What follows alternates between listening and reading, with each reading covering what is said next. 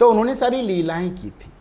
उन लीलाओं को समझने के लिए उन्होंने क्या किया, उसमें करेक्टर भगवान से किसी ने कहा कि भगवान आप अच्छे और बुरे दोनों प्रकार के लोग आते हैं। नारद जी ने ही कहा ब्रह्मा जी, जब ब्रह्मा जी बैठ गए ध्यान लगाते हुए, तो ब्रह्मा जी से बोले कि पिताश्री आप किसका ध्यान कर रहे हैं? बोले मैं उसका ध्यान कर रहा हूँ जो परम तत्व है, जो जिसने मुझे बनाया। अच्छा, बोले आपको भी किसी ने बनाया? बोले हाँ। बोले नहीं, सृष्टि तो आपसे चली है, आप ही सृष्टि की रचना है, तो आपको किसने बनाया होगा? तो बोले नहीं, मुझे भी बनाया। बोले किसने बनाया है? बोले ये मुझे भी नहीं पता। तो इसको पता लगाने के लिए ब्रह्मा जी ने क्या किया, जिस कमल के ऊपर बैठे थे उसी कमल के नीचे डाली में घुस गए, और घुसने के बाद नीचे जाके देखे किसने मुझे बनाया है। तो जब वो नज़र नहीं आया तो बाहर आ गए।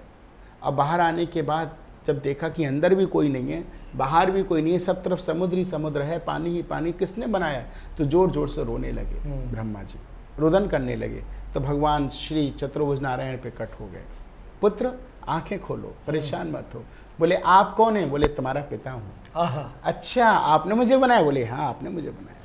तो यहाँ पे आके ब्रह्मा जी ने भगवान विष्णु से संवाद किया, पूछा कि आपने हमें बनाया देवताओं को, बोले जो भी कुछ बनाया वो सब आप ही का? बोले हाँ।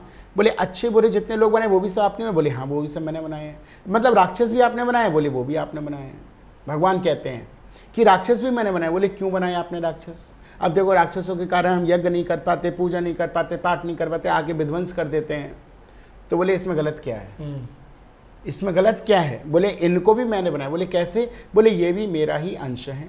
ईश्वर जीव अंश अविनाशी। जितना भी इस धरती पे अंश देख रहे हो वो सब किसका अंश है? भगवान का ही अंश है, प्रभु हरि विष्णु का ही अंश है, और ये सब मेरे अंश हैं। इसलिए मैं आपको बताना चाहता हूं कि मैंने अच्छे और बुरे दोनों लोग मैंने ही अपने अंश से बनाए हैं। बोले क्यों बनाए? बोले इसलिए कि अगर अच्छे लोग हैं और अगर बुरे नहीं है तो अच्छे की पहचान कैसे होगी? बुरे होंगे तभी तो अच्छे की पहचान होगी। जैसे एक पिक्चर आप देखते हैं, उस पिक्चर में अगर हीरो है और विलेन है, अगर विलेन ना हो तो हीरो की कोई प्राथमिकता नहीं रहेगी। तो इसलिए हीरो को जानना है तो विलेन का होना बहुत जरूरी है। ऐसे ही भगवान हीरो है तो इसलिए विलेन राक्षसों का होना भी बहुत जरूरी है। तो भगवान ने कहा मैंने इसीलिए कैरेक्टर्स बनाए हैं। तो जैसे रात है, अब रात होती है तो अगले दिन क्या निकलता है?